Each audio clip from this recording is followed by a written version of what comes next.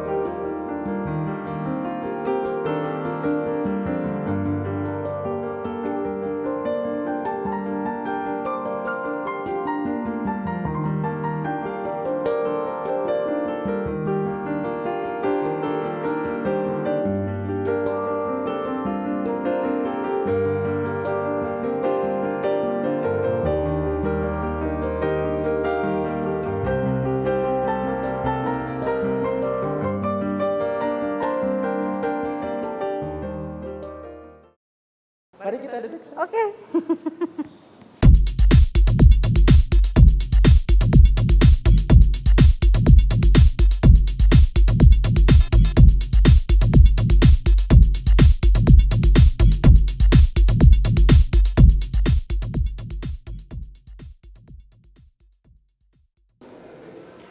Assalamualaikum warahmatullahi wabarakatuh dan selamat pagi pemirsa Satianet TV Sulsel dimanapun Anda berada. Berjumpa lagi tentunya di program kesayangan kita semua, apalagi kalau bukan perempuan biasa. Dan langsung dari Hotel Max One, Jalan Taman Makam Pahlawan Makassar. Tentunya hari ini seperti biasa di program Bukan Perempuan Biasa saya tidak sendiri, saya sudah ditemani oleh salah seorang narasumber yang tidak kalah menginspirasi dari perempuan-perempuan lainnya. Saya Redia Zahril akan menemani Anda 1 jam ke depan. Kalau begitu kita langsung saja kenalan dengan beliau. Siapa kira-kira beliau? Kita langsung saja. Assalamualaikum warahmatullahi wabarakatuh. Waalaikumsalam warahmatullahi Bagaimana kabarnya nih? Alhamdulillah, sehat. Alhamdulillah. Ya, beliau bernama Sri Kurnia SPD. Tapi by the way, nama lengkap Sri Kurni SPD ini dipanggilnya apa sih? Biasanya panggil Sri Kurni, tapi lebih familiar ke Kokom sih kalau teman-teman akrab. Oh, Kokom ya? Kokom. Oh, nyambungnya di mana? Tapi keren. Keren, kayak jati dirinya begitu, Kokom. Iya, asik. Nah, kalau nggak salah nih, Kokom ini Kak Kokom ya? Panggil Kokom aja ya? Kokom aja supaya lebih akrab. Betul. Jadi Kokom ini adalah salah seorang pemberdaya dan fasilitator yang ada di Sulawesi Selatan, tepatnya di Kabupaten Bantaeng, bener ya? Cocok sekali. Cocok ya? Nah, tapi sebelum kita lanjut ke sana nih, mungkin saya pengen tanya nih, aktivitas saat ini ya sebagai selain sebagai seorang fasilitator itu apa aja nih aktivitasnya? Aktivitas sekarang ya sebagai namanya masih single, masih menikmati kebebasan, tapi dalam kan konteks yang positif yang tentunya itu saja sih. Maksudnya masih melakukan kegiatan-kegiatan produktif ya, seperti itu ya. Iya. Kalau misalnya domisilinya domisili Bantaeng. Oh, Bantaeng. Bantaeng. Tapi kalau nggak salah lihat KTP-nya Makassar iya, ya. Cuma ada keterangan domisilinya. Iya, betul. Nah, kalau untuk profil sendiri Kokom ini latar belakang pendidikannya mungkin dari SD sampai pendidikan terakhir itu di mana saja nih? Oh iya, dari SD itu saya di SD Negeri Pandara, kebetulan kan kita alamat Antang. SMP-nya di SMP Negeri 19, SMA di SMA Negeri 19. Alhamdulillah juga sekarang alumni Unismu Makassar, saya ambil jurusan pendidikan bahasa Inggris. Sama ya? Sama, alumni. Itu saja. Oh, jadi semuanya Makassar ya, dari SD sampai SMA. Kuliah, ya? Ya, kuliah. SD sampai kuliah itu semuanya Makassar. Semua Makassar. Tapi tatonya tiba-tiba ke Bantaeng, itu gimana ceritanya tuh? Mungkin rezekinya di sana.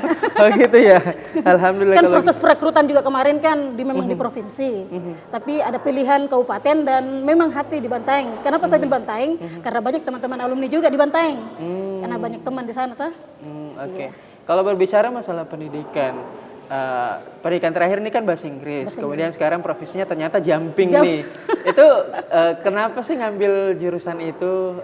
Awalnya alasannya kenapa ngambil jurusan pendidikan bahasa Inggris? Emang suka atau gimana? Memang dari SMA memang senang dengan bahasa Inggris.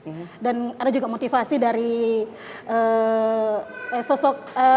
sosok ibunda yang kuanggap seperti orang tua, itu sudah almarhum, itu Ibu Islamia Kurniati. Dia memang menyarankan saya ikut bahasa Inggris. Dia bilang masuk dalam bahasa Inggris. Makanya pas pendaftaran selesai SMA, saya daftar di Unismu, alhamdulillah masuk lolos bahasa Inggris. Selesai itu, saya sebenarnya ngajar itu dari semester 3. Sudah lama, dari semester 3 saya sudah mengajar SD, SMP, anak TK, tapi kan saya sembari saya ngajar di SD itu, saya juga ngajar kursus. Oke, kita tahan dulu ya. Oke. Ya pemirsa, jangan kemana-mana, tetaplah bersama kami di Bukan Perempuan Biasa, hanya di Net TV, Sulsel TV masa kini.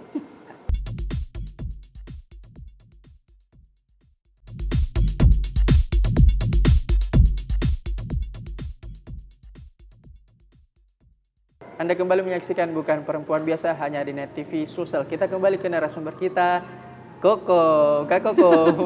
Nah, berbicara tadi mengenai latar belakang pendidikan yang terakhir nih, bahasa Inggris. Alhamdulillah memang didukung juga ya, seperti itu. Nah, setelah dari lulus dari Unismu tadi ya, Universitas Muhammadiyah Makassar itu mengambil jurusan pendidikan bahasa Inggris.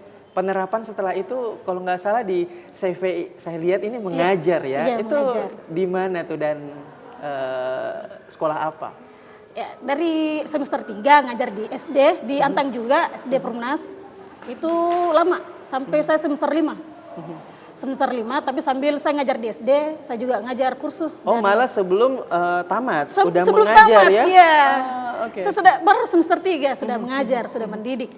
Saya sembari mendidik di sekolah formal, saya juga ngajar ngaji juga, ada pengajian, sambil ngajar pengajian, kan ini yang kita ajar pengajian anak-anak kurang mampu yang sekitar rumah. Ya, ngajar Iqro ya? Al-Quran dan Yasinan juga. Masya Allah. Nah itu, jadi sembari itu sampai tidak lama saya ngajar di SMP lagi. Waktu mau selesai kuliah, ngajar di SMA lagi. Jadi pas selesai kuliah kemarin, waktu 2013 tamatnya, ngajar di SMA Wahyu. Tidak lama itu kan ada informasi pengumuman. Dalam hati saya bilang bukan bosan sih mengajar, cuman mau coba tantangan baru begitu ya, kan sudah lama mendidik. Lagi ya, kemampuan begitu. Kebetulan ada rekan di kantor PU sampaikan informasi terkait program ini, program Pamsimas. Tapi sebelum saya daftar, saya cek dulu backgroundnya di Google. Pamsimas ini bagaimana begitu. Saya lihat, wah kayaknya jiwa saya ini. Karena pendekatan pemberdayaan ke masyarakat, saya coba daftar, alhamdulillah lulus, dan kebetulan saya diambil dua kabupaten sih dipilihnya, dikasih opsi pilihan Pangkep dengan Bantaeng. Cuman mungkin hati lebih ke Bantaeng. Dan alhamdulillah dari 2014 saya masuk di pemberdayaan di Bantaeng sampai 2021. Ini pemberdayaan program Pamsimas, penyediaan air minum dan sanitasi berbasis masyarakat. Masya Allah. Nah, sebelum kita masuk ke situ nih, ke pemberdayaan dan fasilitator, saya akan mungkin bertanya mengenai pengalaman organisasi ataupun komunitas yang pernah diikuti atau mungkin sampai sekarang itu apa aja sih? Oh iya. Organisasi, komunitas mungkin sejak bangku sekolah begitu sampai hari ini itu apa aja? Iya, pernah sih waktu SMA ikut OSIS juga.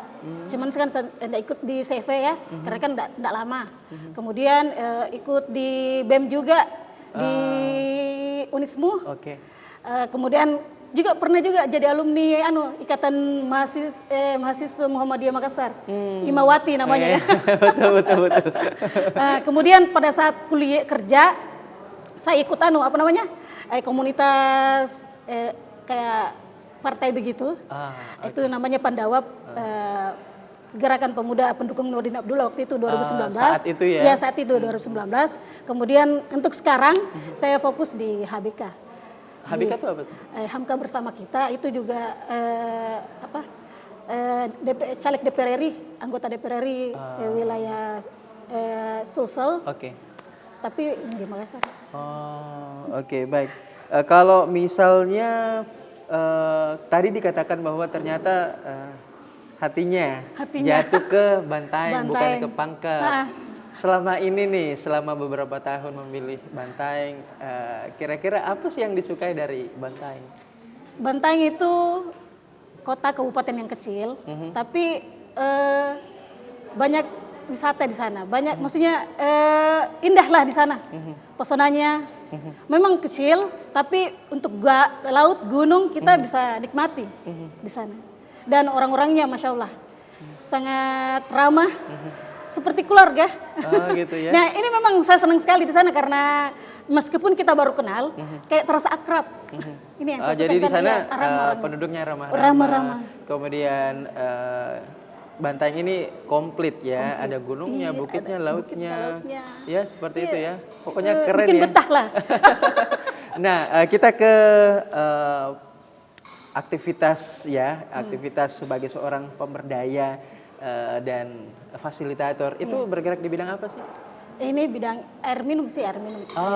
Penyediaan air minum, air bersih. Air bersih, sanitasi. Dan sanitasi. Kalau cuma tadi sanitasi, kita tidak menyediakan sanitasi. Oke. Cuman seperti kayak penyadaran begitu, kayak simbol apa namanya, penyuluhan begitu.